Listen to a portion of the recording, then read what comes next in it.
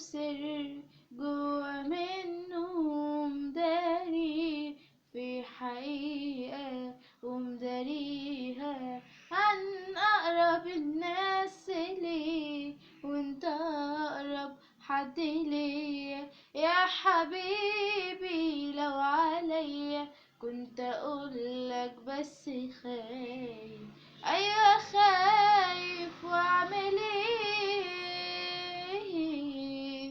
كل ما أجي عشان أصرحة فجأة بيمنعني صوتي، ده اللي أنا بنيته في ليالي كل ده